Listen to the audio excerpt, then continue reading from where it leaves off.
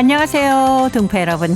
KBS 한민족 방송 보고 싶은 얼굴 그리운 목소리 이소연입니다. 전 세계에서 중국인들은 큰 손으로 통합니다. 인구가 많기 때문에 물건을 많이 만들기도 하지만 비싼 명품은 물론이고요. 좋은 물건이 있으면 그 물건 가격이 아무리 비싸도 사는 경우가 많다고 그래요. 그리고 전 세계 부동산이나 주식 같은 것도 과감하게 투자를 합니다. 그런데요, 요즘에 중국의 불황이 길어지면서 그 큰 손들이 사라지고 있다고 하는군요.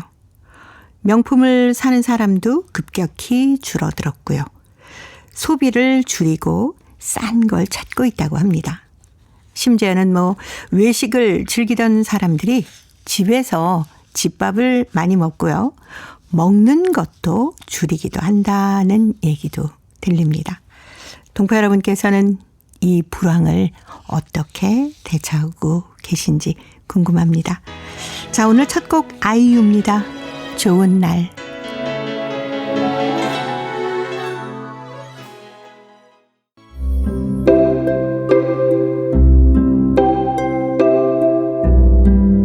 동포 여러분의 편지 사연으로 함께합니다. 행복우체통 화요일의 편지 손님 홍익대학교 글로벌 경영학과 전춘아 교수님 함께하는 날입니다. 어서 오십시오. 안녕하세요. 걱정이네요. 중국도 불황이 이렇게 길어지고 있나 봐요. 네. 특별히 그 전에도 사실 불황에 관련 얘기가 계속 나왔는데 네. 코로나 이후로는 더 심각해지다 보니까 사람들이 네. 소비 심리라든지 소비 성향이라든지 소비 어떤 패턴도 굉장히 많이 바뀌고 있습니다. 네. 하긴 전 세계에서 중국인들이 큰 손으로 통하지 않았습니까? 그렇죠. 명품을 한꺼번에 싹쓸이를 한다. 이런 얘기도 들렸었는데요. 그렇죠. 중국의 관광객들 어디로 간다 하면 기본적으로 관광보다는 쇼핑에 네. 더 치중을 들이다 보니 어디에 가면 중국인들을 사지 못하게 하는 그 정도로 굉장히 인기가 있었는데 요즘 굉장히 많이 달라졌습니다. 예. 하긴 우리 동포들도 비슷한 모습으로 살아가고 있지 않을까요? 맞습니다. 그래서 이전에는 그냥 비싸고 좋고 이런 걸 많이 선호를 했다면 지금은 싸면서 성능이 좋고 재료가 신선하고 그래서 중국에도 마찬가지로 저도 이제 동포 있는 그 지역에 가보면 싸면서 맛있는 가게가 훨씬 더 인기고 사람이 많습니다. 네. 아무리 힘들어도 근데 우리 동포분들이 줄이지 않는 게 있다고 그러잖아요. 네, 맞아요. 동호분들은 이제 네. 정이 많으니까 네. 사람을 만나면 저희들 이번에도 주말에 제가 이제 친구의 어머니 고희연에 다녀왔는데 네. 보통 식사하면 뷔페를 끝나잖아요. 근데 동포분들은 식사한 다음에 노래방으로 가야 됩니다. 그 노래방에 또 아직 정이 아직 넘치니까 네. 또 냉면집이나 아니면 된장국집 가서 또 마무리까지 하니까 어떻게 보면 소비를 줄이려고 하지만 이 가지수가 많다 보니까 소비 줄이기는 쉽지는 않는 거죠. 이런 특별한 날은 조금 그동안 줄였던 걸로 좀 쓰시는 것도 행복지수가 높아지는 길이 아닐까 싶기도 맞습니다. 한데요. 이 뿔뿔이 흩어져 있으면 열심히 일하다가 주말이나 아니면 분기 단위로 어떤 큰 행사가 있을 때는 어쨌거나 사람들이 열심히 모아가지고 네. 열심히 놀고 먹고 이제 스트레스도 풀고 이렇게 네. 진행을 합니다. 예. 그리고 또 하나가 있는 게 우리 동포분들이 보면은 자녀분들을 위해서 쓰는 돈은 정말 아끼지 않으시는 것 같아요. 이거는 제가 봤을 때 동포도 그렇지만 조선민족이 자녀에 대한 애정, 자녀에 대한 교육, 자녀에 대한 교육뿐만 아니라 내가 먹는 거, 입는 거를 아끼더라도 애들은 좋은 거 입히자. 이런 생각이 너무 많은 거죠. 그렇고. 교육도 많이 지출하고 다른 애들한테 뒤떨어지지 않게 외모도 좀 단정하게 이렇게 옷을 잘 입히려고 노력하는 모습이 중국에 있는 동포들도 그렇지만 한국에 나와서도 보면 주로 이제 동포 아이인지 아니면 한국의 아이인지 구별하기 어려울 정도로 브랜드 입고 다니는 애들도 많고 그렇습니다. 네. 자, 이렇게 또 열심히 적응을 하면서 절약하고 살다 보면은 좋은 날이 또 오지 않겠습니까? 어떻게 보면 절약하는 낙이 또 후대들이 재미있게 살고 이거를 낙으로 보지 않을까 하는 생각이 들어서 불황이지만 다 열심히 그 불황 극복하는 마음이 큽니다. 예.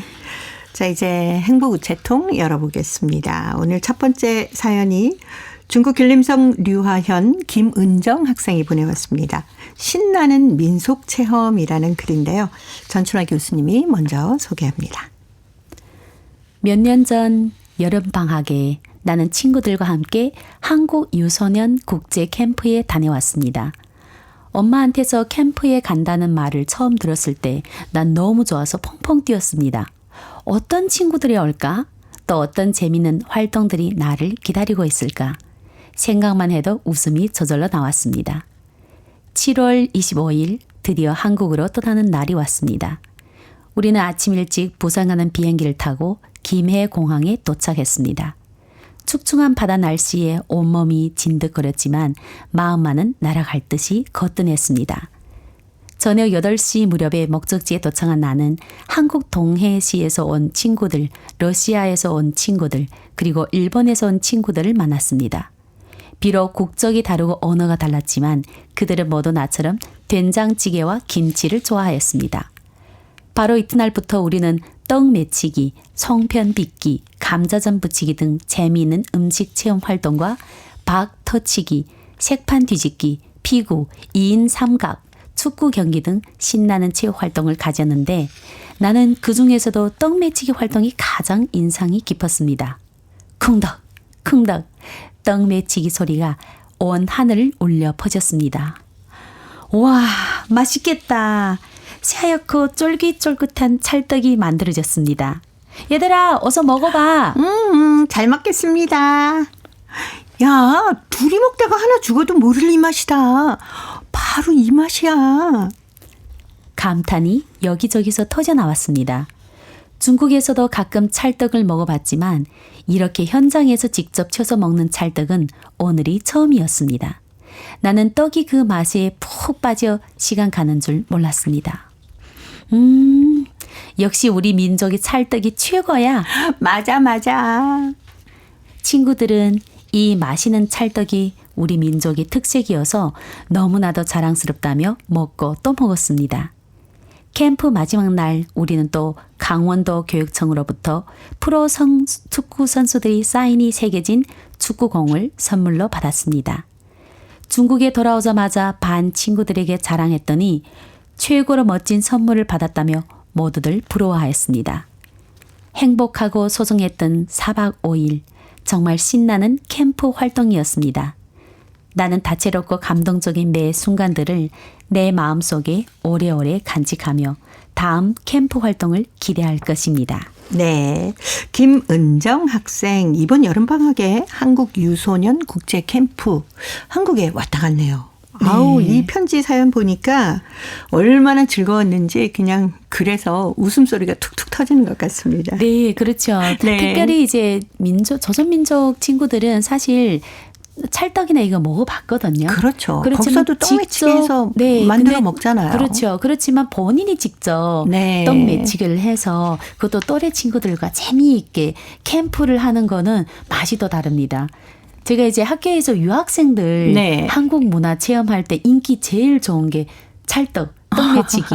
직접 치니까. 네, 그렇죠. 그리고 떡 매치기를 할 때 네. 한 번 치고는 누가 이렇게 살짝 다듬어 주잖아요. 그렇죠. 근데 그것도 어떻게 보면 학생 이게 하면서 철하니까 또 무서워 못 치기도 하지만 네. 그때 그게 제일 재밌다 보니까 한쪽들은 찰떡을 못 먹어본 친구들도 꽤 있습니다. 아하. 이게 입에 막 붙잖아요. 네. 자기같이 했으니까 너무 맛있다고. 그렇죠. 그리고 또 사진이 예쁘게 나오거든요. 네. 그래서 그것 때문에 이 음식 문화 체험이 인기가 제일 많습니다. 예. 근데 보니까 우리 동포 학생들이 이렇게 방학 때 여러 가지 한국에서 열리는 행사에 많이 참여를 하는 것 같아요. 네. 이전에는 사실 비용 때문에 네. 많이 부담스럽기도 하고 비자가 사실 그렇게 쉽게 나온 건 아니었는데 요즘은 동포들 다 동북 삼성에 있는 것뿐만 아니라 전국 각지에 널려 있다 보니까 민족 문화에 대한 체험을 연변 지역에서는 체험이 좀 쉬운데 네. 다른 지역에서는 사실 체험하기 쉽지는 않습니다. 사 먹을 수는 있는데 그렇군요. 도대체 어떻게 만들어졌는지 네. 그러다 보니까 학부모님들이 뭐 한국에 나와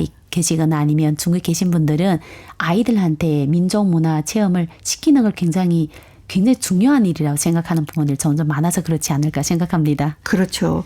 이 편지 속에도 보니까 부산에 도착해서 목적지에 가니까 뭐 한국 동해시의 친구들은 물론이고 러시아, 일본에서 온 친구들 네. 또 중국에서 온 친구들까지 전부 모이지 않았습니까? 맞습니다. 다양한 친구 사귈 수 있어서 참 좋은 기회인 것 같아요. 이게 마치 제가 봤을 때는 국적이 달라도 아마 네. 민족이 비슷하지 않을까 그렇죠. 하는 생각이 들어서 예. 그리고 또 민족이 다 같지 않더라도 또래 친구들이니까 한국의 문화 체험을 몸소 체험하는 거잖아요. 저도 이제 애가 어렸을 때 네. 최대한 그 체험 활동을 많이 시키려고 지금 보니까 얘는 기억나는 게 먹었던 걸. 네. 네. 중국에 갔는데 다른 네. 거는 만리장성 뭐 천안문 하나도 생각 안 나고 탕후루만 생각이 난대요. 네. 이렇게 음식 문화 체험을 통해서 문화를 알게 되는 게 제일 중요한 것 같습니다. 네. 은정이 학생도 다른 친구들도 같이 떡 매치기 하면서 먹었던 찰떡이 너무 맛있었다라고 쓴 거 보니까 네. 아무래도 어린 학생들에겐 이렇게 체험하는 게 먹는 게 제일 기억이 많이 남을 것 같습니다. 그렇죠. 이렇게 자기가 직접 만져보고 먹고 네. 또 여기에 나오는 축구공도 보면 네. 일단 뭘 받아갔잖아요. 그렇죠. 자랑할 거리도 생기고 그래서 아마 이런 국제 그 캠프가 많을수록 문화에 대한 사랑도 많아지고 또 한 번 왔다 다음에도 기대되니까 네. 제가 이렇게 보는데도 신나는 민족 체험 너무 잘 다녀온 것 같습니다. 네. 저희가 그 통신원 리포트라는 코너가 있지 않습니까? 네. 여기에서 소식을 이렇게 듣다 보면은 그 뭐 길림성뿐만이 아니라 뭐 흑룡강성, 요령성 곳곳에서 네. 이렇게 민속 체험을 하는 행사들이 굉장히 많더라니까요. 맞습니다. 왜냐하면 그 동포들이 주로 좀 집거 이렇게 중간으로 네. 모여 살잖아요. 그러다 보니까 동포들이 행사가 저희 어렸을 때는 주로 어떤 행사가 많은가 하면 체육대회가 주로 많았습니다. 네. 근데 지금은 체육대회 할 정도로 사람들이 많이 모이지 못해요. 흩어졌어요. 그렇죠. 그래서 민족의 음식에 옛날에는 집집마다 김장하다 보니까 김장이라는 게 민속문화 음식 체험을 할 필요 없이 다 볼 수 네. 있는데 지금은 그게 드물잖아요. 그래서 이제 후손들이 좀 알게 생각하고 또 기존에 있는 분들이 네. 옛날 생각을 생각하면서 다양한 행사를 하다 보니 거의 뭐 이제 한국에서 어떤 큰 행사할 무렵 되면 중국에서도 같이 행사를 해서 많이 구경할 수 있는 기회가 있습니다. 네. 아무래도 이런 행사를 하면 우리 민족 음악들도 많이 울려 퍼지지 않을까요? 많습니다. 뭐 특별히 아리랑도 함께 부르고. 그 민속 복장을 입고 나와서 네. 활동하시는 분들이 많아요. 그래서 저는 이제 연길에 가실 공원 가면 그 한복을 입고 네. 춤추는 사람들이 굉장히 많아요. 그래서 여기에서 오늘 뭐 큰 누가 생일 파티하는 그거 아니고 그냥 즐겁게 우리 민족 분들이 모였다 하면 흥이 나서 노래하고 네. 춤추고 음악 틀고 그런 거를 많이 봐서 그런지 종종 지금 구로나 대림 가면 주말 되면 그런 풍경을 네. 볼 수가 있습니다. 아, 네. 그렇군요. 역시 우리 동포분들이 우리의 것을 이렇게 생활 속에서 참 잘 지켜가고 계시는 것 같아서 맞습니다. 늘 이런 사연 접하면 감사하더라니까요. 그러니까 지금 어떻게 보면 사회가 발전돼서 뭐 다른 사람 피해를 주기 때문에 덜 한다 하지만 또 한편으로 민족 체험으로는 그런 전통이 좀 남아있는 게 좋지 않을까 하는 생각이 많이 듭니다. 그럼요. 예. 장민호의 노래 준비했습니다. 풍악을 울려라.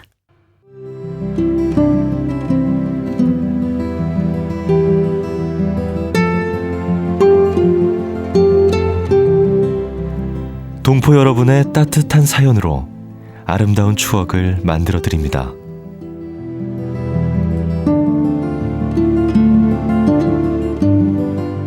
보내실 곳은 대한민국 서울특별시 영등포구 여의공원로 13 KBS 한민족방송 보고 싶은 얼굴 그리운 목소리 담당자 앞이고요. 인터넷 주소도 알려드립니다. KBS 홈페이지 www.kbs.co.kr에 접속하신 다음 라디오, 한민족방송, 보고 싶은 얼굴 그리운 목소리를 순서대로 클릭하신 다음 청취자 참여 코너에 글을 남기시면 됩니다.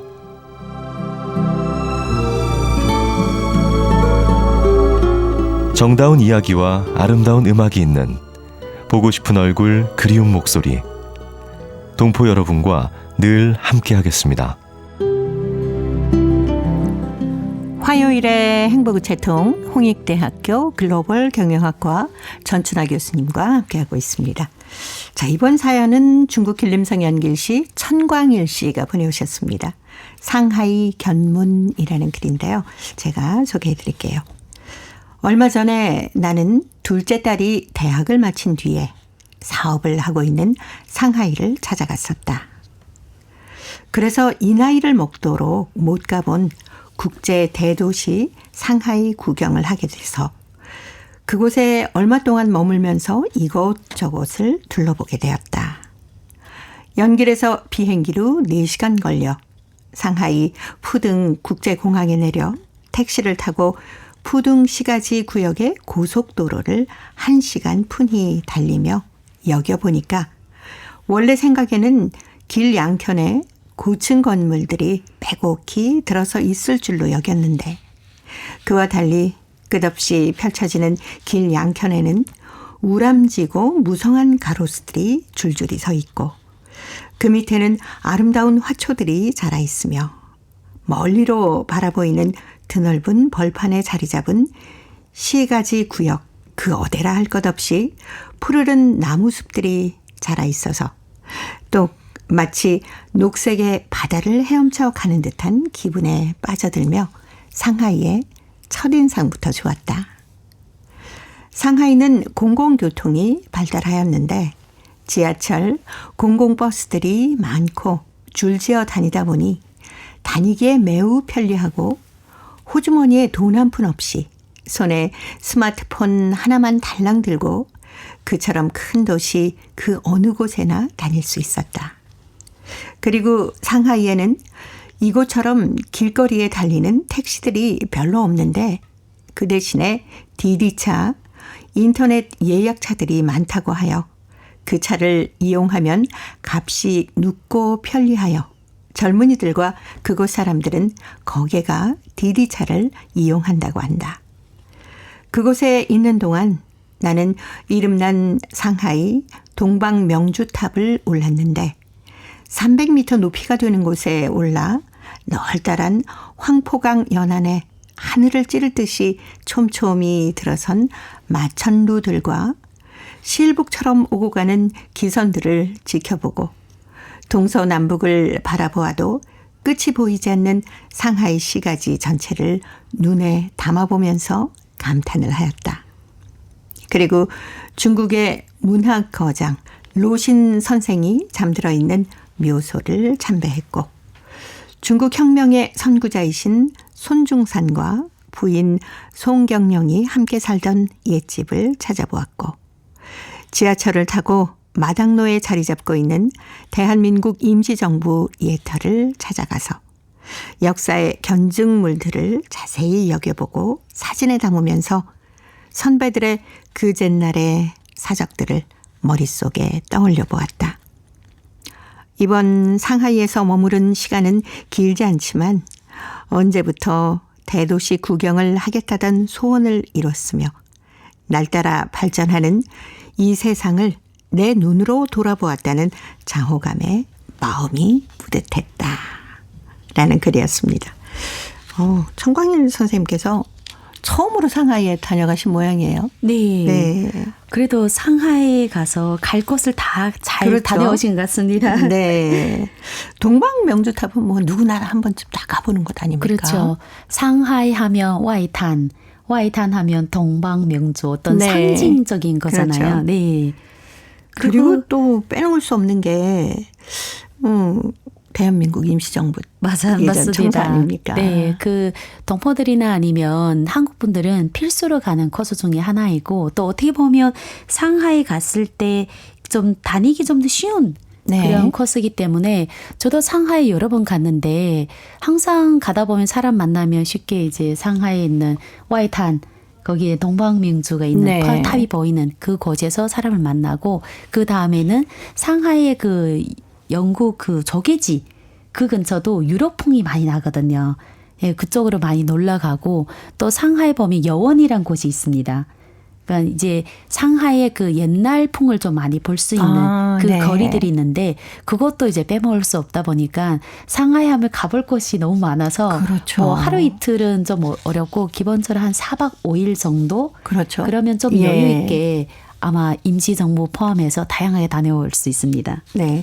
아무래도 작은 딸이 상하이에서 사업을 하고 있기 때문에 자주 가셔도 괜찮을 것 같으네요.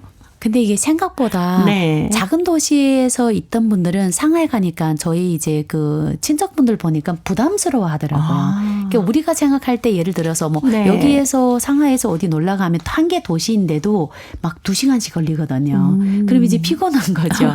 그리고 예를 들어서 오전에 한 코스 하고 오후에도 한 코스 하고 하면 기본 한 6시간, 8시간 돌고 나면 작은 도시는 뭐 2, 30분 안에 다 도착하니까 그렇죠. 밥 하나 먹으러 저쪽 하는 거를 부담스러워해서 상하이는 좋지만 살기를 뭐 좋아하는 분도 계시고 국제화 네. 도시다 보니까 호불호인 것 같습니다. 아무래도 도시가 너무 크다 보니까 약간 왜 시골에서 사시던 분들 서울 오시면 아이고 정신이 없다. 네, 맞습니다. 하는 것과 비슷하겠네요. 제 친구가 상하이에 벌써 이제 대학교 졸업해서 또 지금까지 살았으니까 네. 한 20년 넘었는데 출퇴근 시간이 4시간 걸린답니다. 상하이 살짝 외곽에서 집을 샀는데 그렇군요. 거리상 먼 건 아닌데 이게 뭐 항상 이게 상하이 막히잖아요. 그런데 그 부모님이 이제 거기 상하이 가면 살고 싶지 않다. 네. 자, 오늘 천광일 선생님 덕분에 저희도 상하이 구경 잘했습니다. 홍익대 글로벌 경영학과 전춘아 교수님과는 또 다음 주에 뵙겠습니다. 고맙습니다. 감사합니다.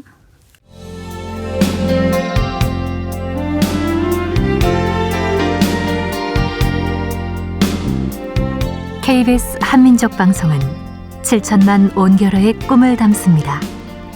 지구촌 곳곳으로 뻗어나간 한민족의 중심 채널 KBS 한민족 방송은 더 나은 미래를 위한 초석이 되고자 합니다.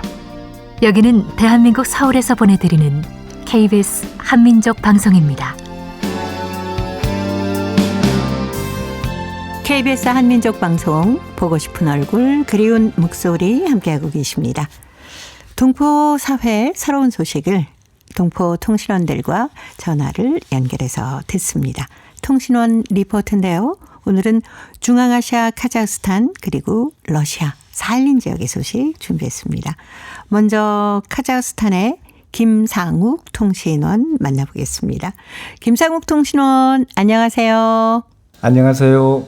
카자흐스탄에서 광복절 기념 행사가 크게 열렸다고 하는데 자세한 소식 전해주십시오.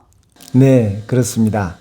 제79주년 광복절을 맞아서 카자흐스탄 고려인들은 17일 알마티 메가센터 야외 공연장에서 79년 전 광복의 기쁨을 함께 나누는 한국 문화의 날 행사를 개최했습니다. 알마티 고려민족 중앙회가 주관한 이 행사에는 그동안 우리의 문화와 풍습을 유지, 개성, 발전시켜온 고려인 원로들과 초기 문화센터 창립 주역들에게 경의를 표하면서 시작되었습니다. 이날 메가센터에는 고려극장 공연단, 그리고 또 알마티 고려민족중앙회 산하의 여러 예술 공연단, 그리고 또 K-팝 공연단 등 1000여 명 이상의 공연자들이 무대에 올랐습니다. 이들은 한복을 곱게 차려입고 북춤과 또 부채춤을 추는 거 하면 카자흐스탄에서 인기가 높은 K-팝 그리고 또 커버 댄스 등으로 무대를 꾸몄는데요. 카자흐 문화 공연과 한국 전통 공연을 번갈아 선보여서 알마티 시민들이 양국의 춤과 노래를 함께 즐기는 문화교류 축제로 진행되었습니다. 3,000여 명의 관객들은요, 이들의 열정 넘치는 공연에 큰 박수와 환호를 보냈습니다. 올해 행사의 특이점은요, 지금까지 30여 년간 계속 이용해 오던 장소를 바꿨다는 것인데요. 기존 고려기 공원에서 알마티 최고의 핫플레이스인 메가센터 야외 공연장으로 바뀌었습니다. 이것이 의미한 것은 뭐냐면은, 일단 우리 문화, 특히 K-팝을 위시한 이 우리 문화가 현지에서 인기가 높다라는 것도 작용을 했고요. 그리고 또 하나는 작년에 아주 성공적으로 세대 교체를 이룬 알마티 고려민족 중앙회의 신 안드레이 신임 회장의 의지가 아주 강하게 작용했습니다. 다시 말해 이제 이를 통해서 이 고려인들만 행사가 아니라 알마티 시민 모두가 즐기는 한마당 행사로 이 우리 한국 문화의 날 행사가 아주 성화, 발전, 성장했다라는 것을 이제 아주 널리 알리게 되었습니다. 알마티 고려민족 중앙회는요, 구소련 시절 페레스트로이카가 진행되던 1989년부터 매년 광복절 행사를 개최해 오고 있습니다. 130여 개 민족이 함께 살고 있는 대표적인 다민족 국가인 카자흐스탄에는 현재 11만 9천 명의 고려인이 거주하고 있습니다. 그리고 홍범도의 길 탐방단이 카자흐스탄을 방문했다면서요? 네, 고려문화원이 기획하고 국내 언론사 미디어날이 주관한 홍범도의 길 탐방단은 광복절을 며칠 앞둔 7일 독립운동가 후손들과 함께 카자흐스탄 그젤로르다에 있는 홍범도 장군 추모공원을 참배했습니다. 탐방단은 전직 의원, 또 이 언론인, 그리고 일반 시민 등 28명으로 구성이 되어져서 카자흐스탄 최대 도시 알마티에서 서쪽으로 1200km 떨어져 있는 그젤로르다를 찾은 것입니다. 이들은 1937년 연해주에서 중앙아시아로 기차를 타고 온 고려인들의 강제 이주 당시를 일부 체험하기 위해 알마티에서 그젤로르다까지 기차를 타고 이동했습니다. 30도를 훌쩍 웃도는 폭염의 날씨에도 불구하고 28명의 탐방단들은 아무 불평 없이 기차에서 하룻밤을 자고 다음날 저녁에 그젤로르다에 도착을 했습니다. 이들은 벼 이삭을 든 추수 광경이 벽화로 그려져 있는 그젤로르다 역사 앞에서 기념사진을 찍은 후 현지 일정을 시작했습니다. 이날 저녁 만찬에는 독립운동가 후손을 대표해서 최재형 선생의 정외손자이자 김학만 선생의 손자인 김알렉세이 씨와 또 독립운동가 개봉호 선생의 손녀인 게따찌아나 씨, 그리고 게따찌아나의 이질인 김마리나 씨, 이 밖에도 현지 고려인 협회 간부들이 함께 했습니다. 김알렉세이 씨는 여러분들을 만나기 위해서 자동차로 3시간 거리에 있는 바이코누르에서 왔다면서 머나먼 땅에 고려인들 잊지 않고 찾아줘서 고맙다고 말을 했습니다. 김알렉세이 씨는 할아버지의 유일한 유품이라면서 김학만 선생이 선물로 받았다는 은잔을 가져와서 탐방단에게 보여주기도 했습니다. 게따찌아나 씨도 중앙아시아로 이주를 당한 고려인 독립운동가들과 후손들의 역사가 잊히지 않도록 기록하는 작업을 하고 있다라면서 자신의 쓴 책을 가져와 탐방단에게 건넸습니다. 이날 만찬의 상차림은요, 소고기를 넣은 된장찌개와 또 배고자, 왕만두인데요, 고려말로는 배고자라 그럽니다. 그리고 정편, 찰떡, 질금이, 이거는 이제 콩나물입니다. 질금이, 그리고 가지채, 가지볶음입니다. 당근김치 등이어서 먹거리로 또 동질감을 느끼는 자리가 됐습니다. 네. 자, 오늘 카자흐스탄 소식 여기까지 듣겠습니다. 김상욱 통신원이었습니다. 소식 잘 들었습니다. 네, 감사합니다. 자, 이어서 러시아 사할린으로 가보겠습니다. 배순신 통신원 만나볼까요? 배순신 통신원, 안녕하세요. 반갑습니다. 네, 반갑습니다. 러시아 유즈노 사할린스크시에서 오스트로와 전국 청년 포럼이 열렸다고 하는데 자세한 소식 전해 주십시오. 네, 러시아 연방 청년 사업청 행사 플랫폼에서 아스트라와 전국 청년 포럼이 유즈노-사할린스크에서 열렸는데요. 연방 청년 사업청과 사할린 주 정부가 주최한 이번 포럼에는 전국 다양한 지역들에서 여러 단체를 대표하는 14세부터 35세까지의 청년들을 비롯해 자원봉사자, 전문가 500여 명이 참가했습니다. 대부분 참가자들은 사할린 청년들이었습니다. 그리고 그중 사할린주 한인청년회 회원들 일부가 참가했습니다. 개막식에서 왈레리 리마넨코 주지사가 환영사를 전하며 석유가스 분야와 관광, 석탄, 수산업, 운송 및 물류 분야에서 시행되는 유망한 기획들을 가지고 청년들이 관심을 끌었습니다. 사할린 지역에서 여러 이런 분야들은 국제시장에서도 경쟁하고 있으며 사할린 지역에서는 수소에너지와 무인기 등 새로운 산업이 조성되고 있습니다. 사할린 지역들에서 일하며 살길 원하는 사람들을 위해 사회 진출 안내 플랫폼도 조성되는데 이 플랫폼에는 현재 6,500개의 일자리가 등록되어 있습니다. 네. 이번 포럼에 많은 청년들이 참석을 했나요? 네. 매해 이 행사에 관심이 높아가고 있는데 올해 11년째인 이번 포럼이 6,154명이 신청 등록하면서 이번 포럼은 전 역사상 기록적으로 18대 1의 경쟁률을 보였습니다. 올해 아스트라와의 주요 주제는 사회적 진출이었습니다.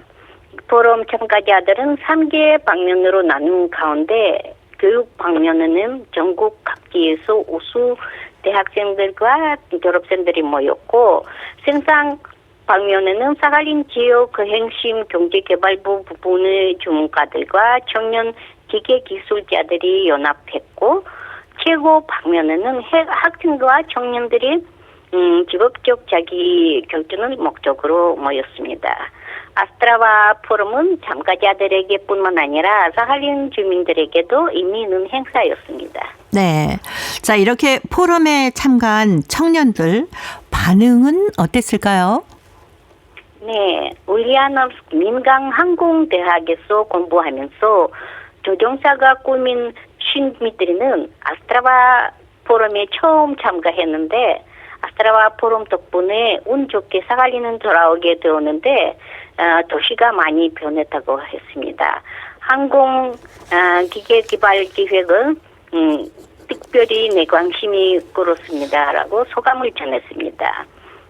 포럼 기간에 특기가 있는 청년들은 자신의 역량을 향상시키며 기획을 제작하고 사할린 주 예비 인재 구성원으로서 지역의 우수 기업에서도 연습하게 됩니다.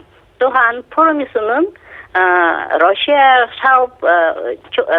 청년 사업청 장려금 경영에 증캔되어 사회적으로 가장 중요한 우수 기획 제작자에게 그 기획 실현을 위해 100만 루블을 수여했습니다.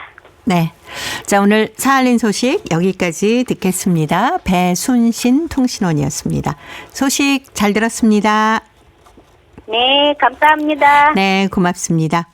러시아 유즈노 사할린스크시에서 오스트로와 전국 청년 포럼이 열렸습니다. 이번 포럼에는 전국의 다양한 지역에서 많이들 참가를 했는데요. 올해가 11번째 포럼이라고 합니다. 6,154명이 등록을 하면서 이번 포럼은 전 역사상 기록적으로 18대 1의 경쟁률을 보였다고 하네요. 올해 오스트로와 주요 주제는 사회적인 진출입니다. 특히 석유, 가스 분야와 관광, 석탄, 수산업, 운송과 물류 분야에서 시행되는 유망한 기업들이 기획을 하고 있기 때문에 청년들의 관심을 끌었다고 하는데요. 오스트로와의 주요 주제는 사회적인 진출입니다. 모두가 취직을 하고 싶겠죠. 포럼 기간에 특기가 있는 청년들은 자신의 역량을 향상시키면서 기획을 제작하고 사할린주 예비 인재 구성원으로서 지역의 우수 기업에서 견습을 하게 됩니다. 또 포럼에서는 장려금도 수여해서 모두가 기획 실현을 위해서 열심히 노력했다는 사할린 지역의 소식이었습니다. 자, 이제 퀴즈를 통해서 대한민국의 역사와 문화까지 배울 수 있는 퀴즈 한마당 이어드립니다.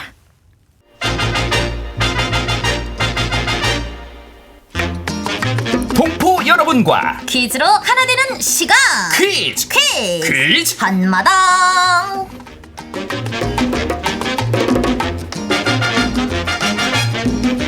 할머니 이제 2반밖에 안 남았죠. 아유, 우리 강아지 가면은 이 헬미가 우리 강아지 보고 싶어서 아유 어떡해. 할머니가 나보러 서울 오면 되지. 아유, 헬미는 멀미가 너무 심해서 서울까지는 못 가요. 그럼 내가 또 오면 되지 뭐. 어휴 그래. 아유, 우리 강아지밖에 없네. 아이 근데 우리 강아지 그 뒤에 숨긴 거는 뭘까? 아무것도 아니야. 아무것도 아니기는 수상한데 이 헬미한테 숨길 게 뭐가 있다고. 봐봐. 아이, 할머니한테 숨길 수가 없다니까. 이거야 이거. 아유 이거 곱기도 해라. 아유, 우리 강아지 서울 가기 전에 헬미 이것 물들여 주려고 갖고 왔구나. 아유. 아닌데? 내가? 왜? 할머니한테? 아니면 말고. 아유, 그러면 뭐 네가 하려고? 응, 맞아. 아유, 그래?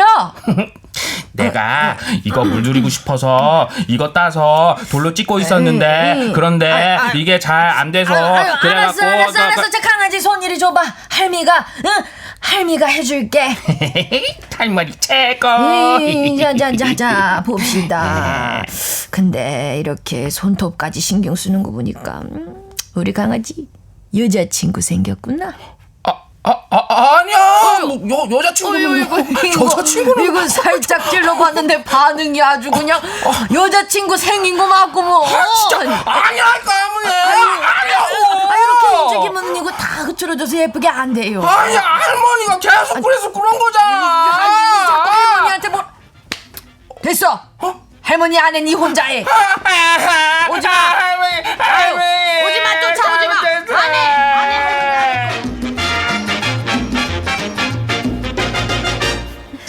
손주 손톱에 할머니가 이것 물을 들여주는 모습이 참 정겹네요. 그러게요. 이것은 봉선화라고도 하는데요. 꽃의 형상이 봉의 모양과 비슷하다고 해서 붙여진 이름입니다. 이것은 하늘살이 풀로 보통 60cm 정도 자라는데 줄기에 털이 없고 밑부분에 마디가 두드러집니다. 이것은 인도와 말레이시아, 중국이 원산지인데 지금은 전 세계에서 널리 재배되고 있으며 우리나라 어디에서나 볼 수 있습니다. 우리나라에서는 이것을 언제부터 심었는지 정확하지 않지만 동국 이상국집에 보면 7월 25일경 오색으로 꽃이 피고 비바람이 불지 않아도 열매가 자라 씨가 터져나간다는 봉상화가 언급돼 있어 고려시대 이전부터 이것을 널리 심었던 것으로 추정됩니다. 이것으로 손톱에다가 물을 들이는데 언제부터 이것으로 손톱에다 물을 들였는지 확실하지는 않습니다. 하지만 고려 충선왕 때 손톱에다 이것을 물들인 궁녀에 대한 전설이 있는 것으로 보아 그 이전부터 있었던 것 같습니다. 이것을 백반과 함께 지디겨 손톱에 동여맨 후에 하루가 지나면 손톱에 이것물이 곱게 듭니다. 붉은색은 귀신을 물리친다는 뜻이 있는데요. 이건 물을 들이면 모든 질병을 예방한다고 믿었다고 합니다. 자, 여기서 문제 나갑니다. 여름이면 이것 꽃과 잎을 따다가 짓이겨서 손톱에다가 물을 들이는데요. 이것이 첫눈이 올 때까지 남아있으면 첫사랑이 이뤄진다고 하죠. 이것은 무엇일까요? 자, 보기 드립니다. 1번, 봉숭아, 2번, 복숭아, 3번. 오키키키, 원숭이. 정답을 보내주신 분 가운데 일주일에 한 분 추첨해서 소정의 상금이나 상품을 보내드립니다. 퀴즈 한마다 지금까지 성우 전종건 주예진이었습니다. 감사합니다. 충성.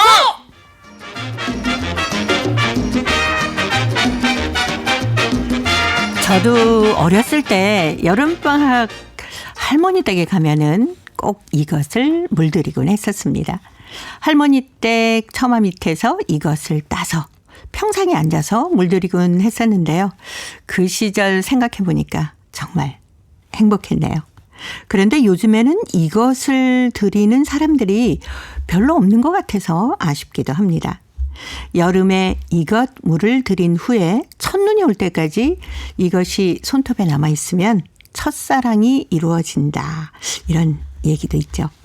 동포 여러분들 중에 첫눈 올 때까지 혹시 이것이 남아있던 경험이 있으신가요?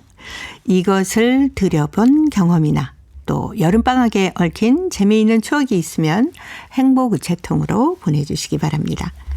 정답은 KBS 홈페이지에 접속하신 다음에 라디오 한민족 방송 보고 싶은 얼굴 그리운 목소리를 순서대로 누르시면은 청취자 참여란이 있습니다.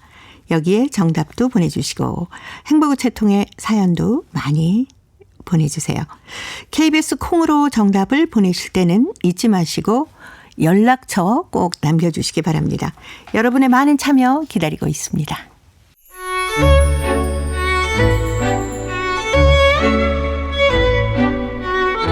고려인들의 역사를 재조명하고 그들의 삶의 애환을 살펴보는 시간입니다. 고려인 이야기. 자, 오늘도 사단법인 고려인 마을 역사유물전시관의 김병학 관장님 전화로 만나보겠습니다. 관장님 안녕하세요. 예, 안녕하십니까. 예, 지난 시간에 저희가 고려인 한글 문학 2세대 작가들의 특징에 대해서 살펴봤습니다. 2세대 작가의 선두주자라면 저도 너무 귀에 익은 이름 한진, 리진 이렇게 생각이 나는데 어떻게 될 수 있을까요?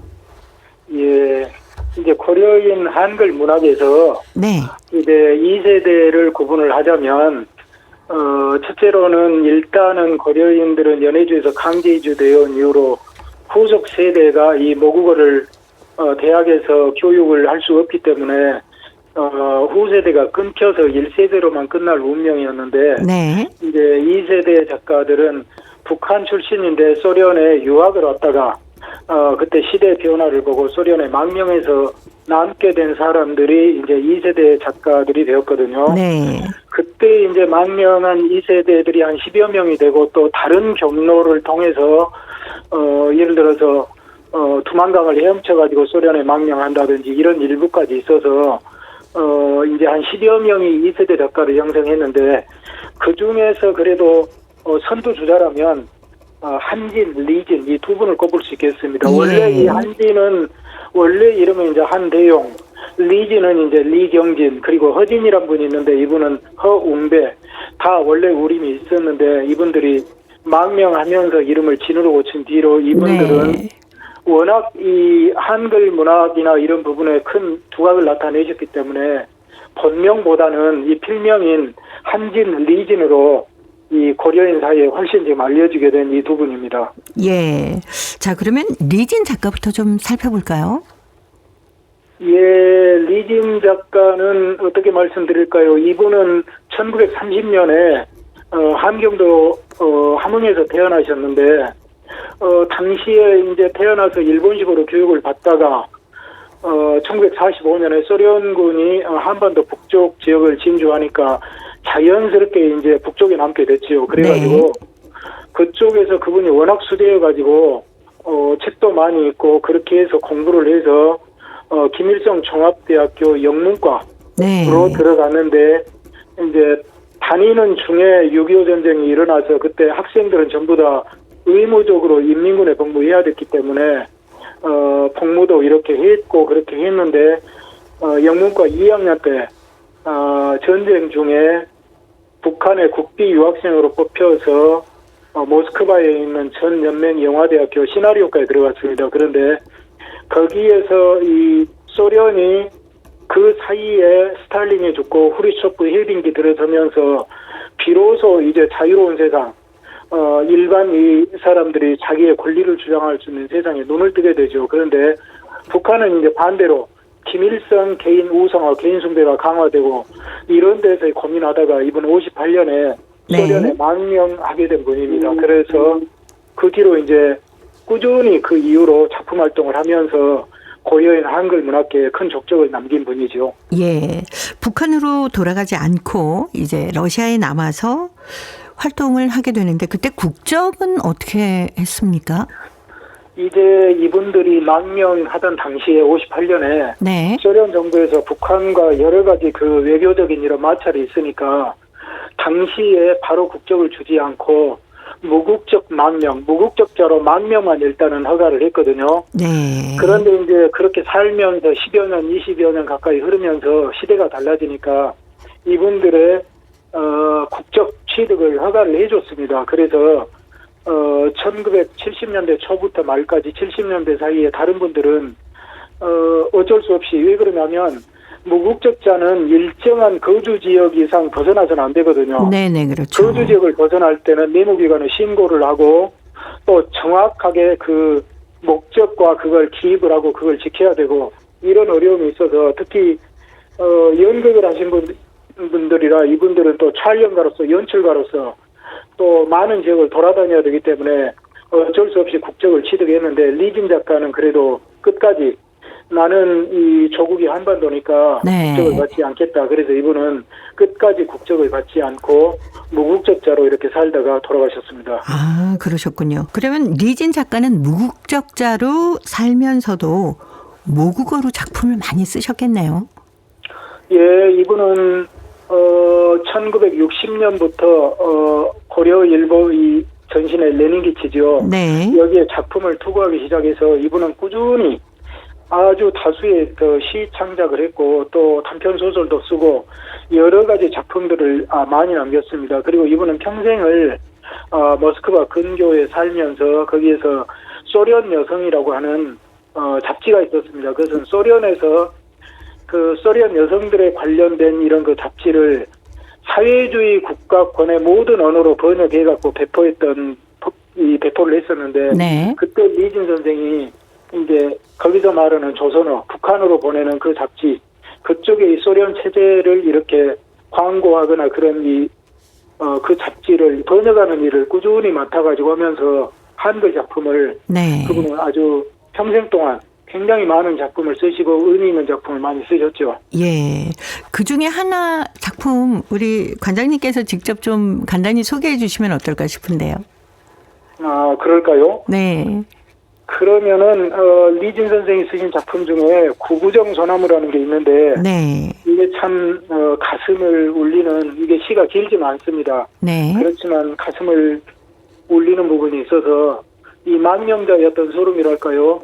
조국을 떠나와서 정말 러시아 땅에 그 보기 드문 이 구구정 소나무가 서 있는 걸 보고 네. 이 고국 생각과 어머니 생각에 간절해졌던 이 마음을 부른 건데 네네. 제가 한번 읽어보겠습니다. 네. 숲의 먼 끝에 한 그루 외따로 구구정 소나무가 서 있다. 러시아 땅에서 보기 드문 구구정 소나무가 서 있다. 그 곁을 지날 때면 언제나 가만히 눈물을 머금는다. 저도 몰래 주먹을 쥔다. 가슴이 소리 없이 외친다. 멀리서 아끼는 사랑이 얼마나 애틋한지 아느냐. 길 떠난 아들을 잊지 마라. 구구정 소나무에 내 나라. 예, 이렇게 된 겁니다. 네. 시는 그렇게 길지 않지만 예. 그 망명자의 소름 그리고 고국 생각, 어머니 생각 이런 게 굉장히 지금 그 아주 아련히 가슴을 네. 이렇게 울리는 그런 시로 보입니다. 예. 자, 숲 먼 쪽에 있는 구부정 소나무를 보면서 조국과 어머니를 그리워했던 리진 작가의 그 심정 그대로 느껴질 수 있는 시였습니다. 자, 오늘 고려인 이야기 고려인 2세대 작가 리진 작가에 대해서 살펴봤습니다. 자, 오늘도 사단법인 고려인 마을 역사유물전시관의 김병학 관장님이었습니다. 다음 주에 또 뵙겠습니다. 네, 안녕히 계십시오. 네, 고맙습니다. 자, 구부정 소나무 이 리진 작가의 시를 듣고 나니까요. 바비킴의 소나무라는 곡이 생각이 납니다. 자, 이 노래 들으면서 저도 인사드립니다. 함께해 주신 동포 여러분 고맙습니다.